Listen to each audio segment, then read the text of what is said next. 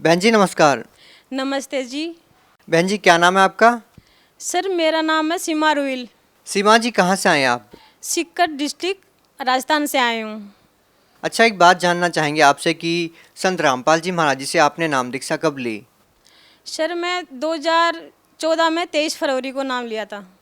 संत रामपाल जी महाराज जी से नाम दीक्षा लेने से पहले आप क्या भक्ति साधनाएं करते थे?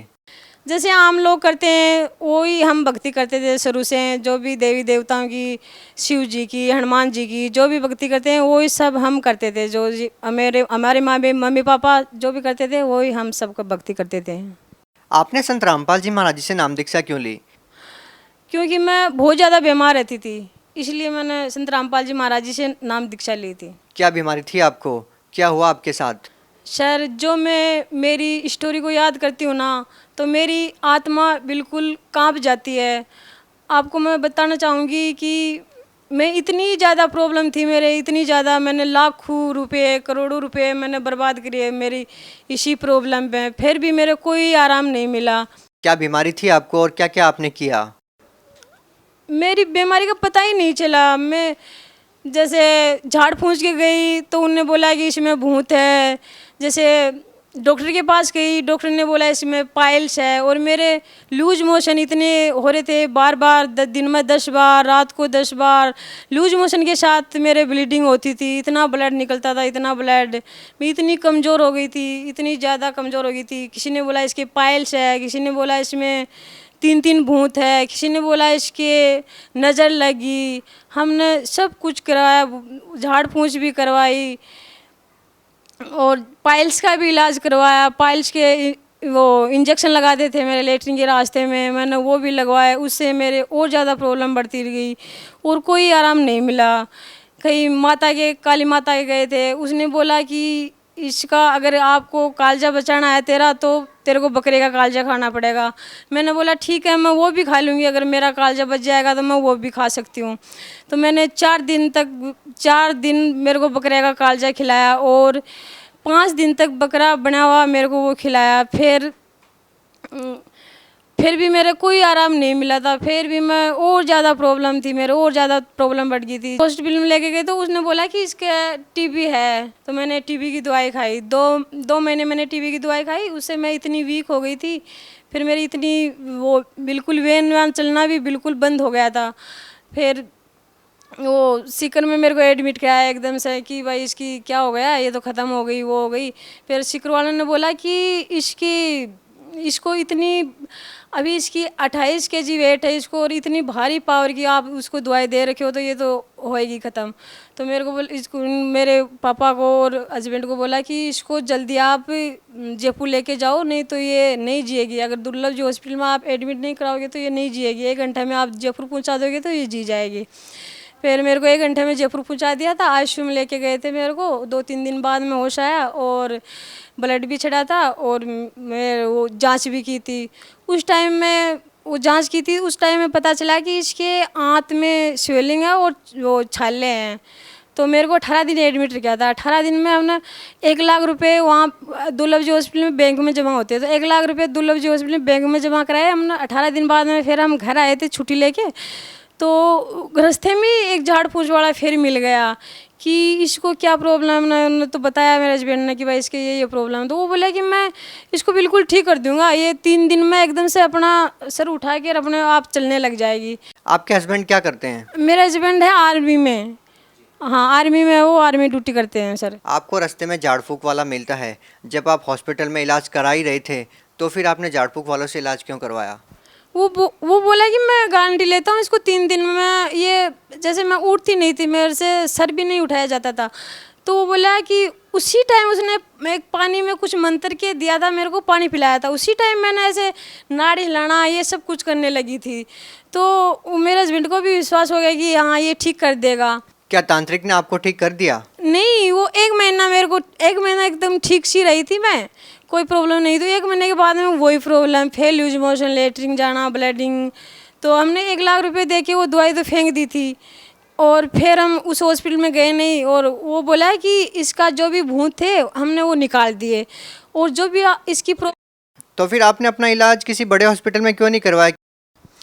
वो सर पहले हस्बैंड बोल रहे थे कि वो थे ना आर्मी में थे तो थोड़े बहुत पीछे भी थे, तो बोले कि यहीं सिविल में अच्छा इलाज होगा, यहीं करवा लेते हैं। तो फिर लास्ट में किसी ने बताया, उसके साथ के जो आर्मी में ड्यूटी करते हैं उनके साथ वाले थे, उन्होंने बोला कि यार तो आप यहाँ पे क्यों वो लूट रहे हो, आप दिल्ली जाओ, आर हॉस्पिटल दिल्ली में जाओ, वहाँ आपका अच्छे से इलाज होगा और वहाँ से दवाई लो आप। R&R हॉस्पिटल में हम पहुँचे थे 2010 में 1 जनवरी को। तो वहाँ आते ही वो जांच भी नहीं की थी, मेरे को ऐसे कंडीशन देख के और डॉक्टर ने बोला कि बेटा आप बहुत लेट हो गए हो, आपको ज़िंदगी भर ये दवाई खानी पड़ेगी और आपका ऐसे चलता रहेगा। फिर भी उन्होंने कोशिश की, मेरी इंडोस्कोपी कुलोनोस्कोपी वगैरह की, अभी इंडोस्कोपी की वो कुलोनोस्कोपी की मैं रिपोर्ट भी लेके आई हूँ। और उससे उन्होंने बोला कि वो जब जांच की थी अंदर पेट में पाइप डाल के जांच की थी, तो उसमें पता चल गया कि उसकी, मेरे को बताया कि पूरी आपकी आंत खराब हो चुकी है, आपका इस कोई इलाज नहीं है, आपको ज़िंदगी भर दवाई खाना पड़ेगा, ऐसे ही चलता रहेगा, कभी ब्लीडिंग ज़्यादा कभी कम, ऐसे ब्लीडिंग है। तो फिर मेरे को दवाई देना शुरू कर दिया था, फिर भी मेरे को थोड़ा बहुत आराम था। उसके बाद में फिर मेरे 2011 में फिर कंडीशन वही ज़्यादा होने लगी थी, फीवर आने लगे थे, 10-10 दिन तक फीवर, जैसे एक महीने में मैं 25 दिन हॉस्पिटल में रहती थी और 5 दिन घर पे रहती थी। और फिर मेरे को डॉक्टर ने बोला कि इसको इंजेक्शन लगाएंगे, 1-1 लाख के इंजेक्शन लगाते थे मेरे, और 2011 और 12 में मेरे को 19 इंजेक्शन लगाए थे, 1-1 लाख के एक इंजेक्शन लगता था मेरा। और ब्लड जैसे 6 पॉइंट ब्लड हो गया, फिर ब्लड चढ़ाना, ब्लड भी मेरा O नेगेटिव है, 21 यूनिट मेरा ब्लड चढ़ गया था 2014 से पहले। और फिर उनसे भी कोई आराम नहीं था, तो फिर डॉक्टरों ने बोला कि इसके आराम नहीं मिल रहा, ऑल इंडिया की टीम बुलाई, 35 डॉक्टर आए थे देखने के लिए। तो उन्हें सुबह से लेकर शाम तक चेक किया मेरे को, तो उन्हें बोला कि जो आप इसको इलाज चल रहा है, जो आप इसको दवाई दे रहे हैं, इम्प्लिक्सी में इंजेक्शन दे रहे हैं 1-1 लाख के, अगर उनसे ही कोई आराम नहीं है तो इसके नहीं आराम हो सकता, इसकी ऑपरेशन भी नहीं कर सकते। हम बोले कि इसकी आंत भी हम बाहर नहीं निकाल सकते क्योंकि इसकी एज नहीं है अभी, और आंत दूसरी भी नहीं डल सकती, बगैर आंत के भी ये काम नहीं चला सकती। तो बोला इसको जो इंजेक्शन चल रहे हैं, जो दवाई दे रहे हैं वो बेस्ट है और इससे कोई इलाज नहीं है। फिर उसके बाद में मेरे और ज़्यादा कंडीशन ख़राब हो गई थी, फीवर बिल्कुल इतना इन्फेक्शन हो गया था पेट में बहुत ज़्यादा, क्यों आंत तो ख़राब थी, बड़ी आंत, पूरी आंत ख़राब हो चुकी थी।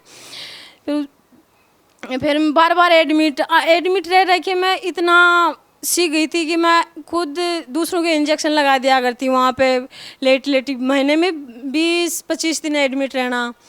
और फिर 2013 में टेजीसाइक्लिन इंजेक्शन लगाते थे मेरे 10-10 हज़ार के, वो भी उल्टा असर करने, 1 लाख का लगाते वो 20 दिन आराम रहता, उसके बाद में फिर वही दिक्कत है, मेरे इतनी ज़्यादा दिक्कत हो गई थी, बहुत ज़्यादा। फिर 2013 में वो बताया था मेरे हस्बैंड को कि भाई ये हमने जो भी इलाज करना है वो कर दिया, हमने जो भी इसका इलाज कर रहे हैं, दवाई दे रहे हैं, एंटीबायोटिक दे रहे हैं, वो सब उसका उल्टा असर कर रही है। तो इसलिए आपको जहाँ भी इसको ले जाना है, जहाँ भी आपकी संतुष्टि है वहाँ ले जा सकते हैं। हमने जो भी इलाज करना है इसका कर दिया, ये बचेगी नहीं, इसकी कभी भी आंत फट सकती है, कभी भी ये मर सकती है। आप जहाँ भी इसको ले जाना चाहो ले जा सकते हो, हमने जो भी इसका इलाज करना है कर लिया। बहन जी, आपको ऑल इंडिया के टॉप मोस्ट 35 डॉक्टर आपको देख चुके थे और उन्होंने भी आपके पति को जवाब दे दिया था कि अब इनका जो इलाज था हमने इस लेवल तक कर दिया है कि अब आगे इनके लिए कोई भी चारा नहीं बचता है और आगे इनके लिए इलाज अब कोई भी नहीं है। फिर इसके बाद आपने क्या किया और फिर आप संत रामपाल जी महाराज जी के शरण में कैसे पहुँचे? जी मैं एडमिट थी, तो मेरे हस्बैंड को बता दिया था डॉक्टर ने कि भाई ये ख़त्म होगी। तो अगर जिस इंसान को ऐसे बता दे कि भाई तेरी वाइफ ख़त्म होगी, तो उसको तो आपको पता ही है कैसा वो महसूस होगा। तो वो ऐसे दवाई लेने, उसी हॉस्पिटल में दवाई मिलती है, तो साइड में दवाई लेने गए थे, तो उन्हें वहाँ कोई उस आर्मी का ही था भगत, तो उसने बोला कि आप दुखी से दिख रहे हो मेरे को। तो बोले, मेरे हस्बैंड बोले कि हाँ यार मैं दुखी हूँ, मेरी ऐसे ऐसे वाइफ की ऐसी प्रॉब्लम है, और डॉक्टर ने ऐसे बता दिया, जवाब दे दिया, मैं क्या करूँ, अभी जितनी मेरे को सेवा करनी है मैं तो करूँगा। अभी मैं तो बचा नहीं सकता, नए डॉक्टर बचा सकते हैं, हमारे कोई बस की बात नहीं है बोलो इसको बचाना। तो वो बोला कि यार एक बार मेरे कहने से आप जहाँ बोले हो वहाँ जाना, बरवाड़ा आश्रम में जाना, और आप साधना चैनल पे 7:30 से 8:30 तक प्रोग्राम आता है, वो देखना आप। किसका प्रोग्राम आता था? संत रामपाल जी महाराज का बोले प्रोग्राम आता है, और वो 7:30 से 8:30 तक प्रोग्राम आता है, तो वो देखना आप। और एक बार मेरे कहने से वहाँ जाना। तो ये बोले कि यार मैं इनके चक्रों में बहुत गिर लिया, फिर लिया, हमने सब जगह वो गए, देवी देवताओं के हम सब चक्कर काट लिए, भगवान तो बोले है ही नहीं। तो बोले ठीक है तेरे कहने से मैं चला जाऊँगा, अगर ठीक है बच जाएगी तो। फिर हमने सत्संग सुना, थोड़ा बहुत ज्ञान समझ में आया, और बोला कि मेरा तो ऐसे है कि चलो हम चलते हैं बरवाड़ा आश्रम में। फिर मेरे को गाड़ी में लेके बरवाड़ा आश्रम में लेके गए। तो आश्रम में जाते ही बोला है कि भाई आपको ये नाम दिया जाएगा, ये नियम है, जो भी नियम है। तो हमने संत रामपाल जी महाराज से नाम दीक्षा ले ली थी। फिर तो क्या संत रामपाल जी महाराज जी से नाम दीक्षा लेने के बाद आपकी वो बीमारी ठीक हुई जो ऑल इंडिया के टॉप मोस्ट 35 डॉक्टर भी ठीक नहीं कर पाए? संत रामपाल जी महाराज से नाम दीक्षा लेने के बाद में मेरे को लाभ मैं बताती हूँ, इतने लाभ मिले मैं बता नहीं सकती, इतने लाभ मिले मेरे को बहुत ज़्यादा। संत रामपाल जी महाराज जी नाम दीक्षा लेने के बाद में मेरे को तुरंत डॉक्टर ने बोला था कि इसकी ये नहीं बचेगी, इसकी पेट फट के और ख़त्म हो जाएगी। तो मेरे वही हुआ था, मेरा पेट फूट गया था। मैं आपको दिखाती हूँ, मेरा यहाँ से डॉक्टर बोल रहे थे कि इसका ऑपरेशन नहीं हो सकता, नहीं इसका अभी एज नहीं है। मेरा 28 kg वेट था, और 28 kg वेट से मेरा 54 kg वेट हो गया। आप ही अंदाज़ा लगा सकते हो कि इसका कितना आराम मिला है, कितना नहीं मिला है। उसके बाद में मेरा ऑपरेशन किया, और 8 घंटा मेरा ऑपरेशन चला। तो डॉक्टर ने, वही डॉक्टर बोल रहे थे कि इसकी पूरी आंत ख़राब हो चुकी है, कभी भी ख़त्म हो सकती है। और वही डॉक्टर ऑपरेशन करके लेके आए थे। तो वो डॉक्टर बोल रहे थे कि डॉक्टर खुद आप देख के मेरे को हैरान हो गए कि इतना बड़ा चमत्कार कैसे हो गया, इसकी तो पूरी आंत खराब हो चुकी थी, ये कैसे हो सकता है, इसकी पूरी आंत अंदर बिल्कुल 16 साल की बच्ची की आंत कैसे हो सकती है, ये तो एक चमत्कार ही है। सर सबसे बड़ी हैरानी की तो ये बात है कि मेरी पूरी आंतें खराब, और उसके साथ में मेरे प्रेगनेंसी, और वो भी बेटी, और एकदम स्वस्थ है। ये जो आपके हाथ में रिपोर्ट है, ये कहाँ की रिपोर्ट है? पहले आप अपनी रिपोर्ट दिखाइए। जी, R&R हॉस्पिटल की रिपोर्ट है, और ये 2010 और 12 की वो है, जो मेरी कोलोनोस्कोपी की थी कि डॉक्टर ने बताया था कि इसकी पूरी आंतें ख़राब हो चुकी है। वो रिपोर्ट मैं लेके आई हूँ। हमारे कैमरे में दिखाएं। देखो मेरी आंतें कैसे अंदर से ख़राब हो चुकी है, पूरी आंत ख़राब हो चुकी थी, कैसे छाले छाले ब्लड वो आप देख सकते हो। ये 2010 की रिपोर्ट है, ये 2012 की रिपोर्ट है। ये आर्मी हॉस्पिटल है? हाँ जी, ये आर्मी हॉस्पिटल है, धौलाकुआं के पास में, R&R हॉस्पिटल, दिल्ली कैंट में। किस डॉक्टर ने आपका इलाज किया ये कर्नल डॉक्टर राहुल जैन ने। और अब आप अपनी बेटी से मिलवाइए, रिपोर्ट रख दीजिए, अपनी बेटी को उठा करके हमारे दर्शकों से मिलवाइए कि आपकी जो बेटी है अभी कितने साल की हो चुकी है। जी ना जी, ये मेरी बेटी है, और अभी ये 3.5 साल की हो गई है, और बिल्कुल स्वस्थ है। संत रामपाल जी महाराज की दया से ही ये स्वस्थ है बिल्कुल। जी, ये भी हैरान करने वाली बात है कि आपकी आंतें बाहर हैं, फटी हुई है, निकली हुई है, फिर भी आपने अपनी बेटी को ऐसे गोद में उठा लिया है। इसका वेट कितना है? इसका वेट है, अभी कई दिन पहले मैंने चेक किया था तो 16 kg वेट है। पर अभी ये संत रामपाल जी महाराज की दया से मेरे को बिल्कुल ही महसूस नहीं हो रहा कि मैं इसको गोद में ले रखी हूँ, और मेरे को पता ही नहीं चल रहा कि मेरी आंतें भी बाहर है। आप प्लीज़ इनको नीचे उतार दीजिए। हमारे को बल्कि डर लग रहा है कि आपकी आंतें बाहर हैं, फिर भी आप इतना वेट कैसे उठा पा रहे हैं, और ये अपने आप में ही हैरान करने वाली बात है। संत रामपाल जी महाराज जी से नाम दीक्षा लेने के बाद आपकी जो बेटी थी गर्भ में, वो बिल्कुल सुरक्षित है अब, और आपके साथ भी है 3 साल से, आप भी बिल्कुल स्वस्थ है। आप भगत समाज को क्या कहना चाहेंगे और क्या बताना चाहेंगे संत रामपाल जी महाराज जी के बारे में? भगत समाज को मैं यही बताना चाहूँगी कि संदेश देने लायक तो नहीं हूँ, मैं हाथ जोड़ के प्रार्थना करती हूँ कि जो भी मेरे भाई बहन सुन रहे हैं, संत रामपाल जी महाराज का सत्संग सुन रहे हैं, जो भी बुक दे रहे हैं, वो सब अपना मनुष्य जन्म दुर्लभ है, मिले न बारंबार, तरवर से पत्ता टूट गिरे भव न लगता दार। क्यों मनुष्य जन्म 84 लाख योनियों में एक बार मिलता है, तो वो भक्ति करने के लिए मिलता है। ये नहीं कि वो अपना बस बच्चा करा, अपना पालन पोषण किया और गंवा दिया, बस हमारा तो हो गया काम।